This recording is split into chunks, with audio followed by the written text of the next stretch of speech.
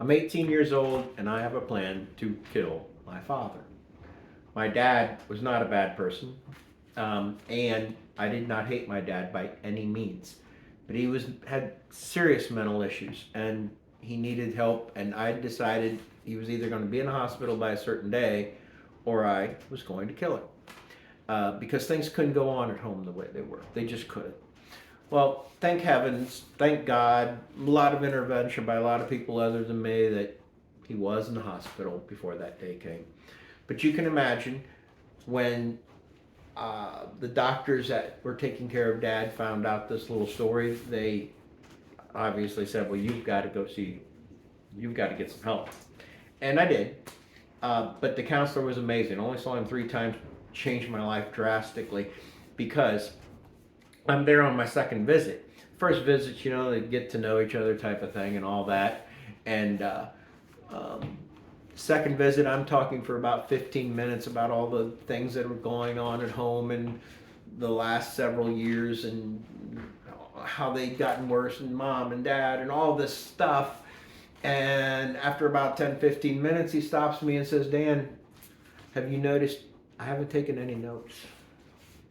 I was shocked, because what you're telling me doesn't actually matter. Because you're a young man, you're old enough, you know what's right and wrong. Everything you do for the rest of your life, every word you say, every decision you make, every action you take or don't take, every day, it's on you.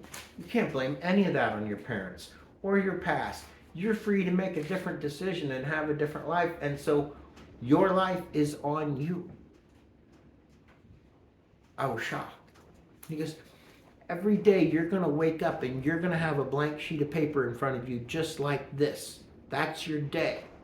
And you may not control everything, but you control more about your life than anybody else does by a mile. And every day you're going to write something on that paper.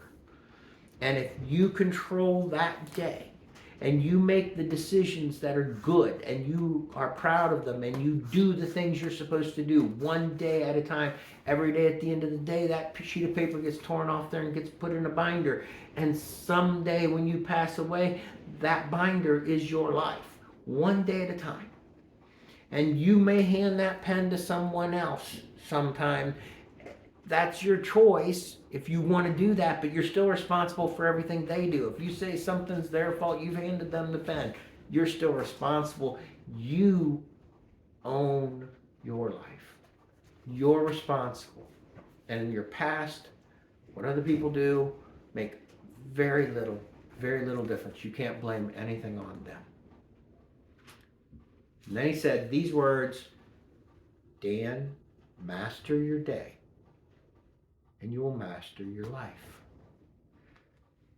That's what we need to remember. And it's true for individuals, it's true for businesses, it's true for everything. Focus on the things you actually have some control over. Do the best you can with what you can control. And you will have greater influence than anyone else will. You, your business. Make your business one day at a time.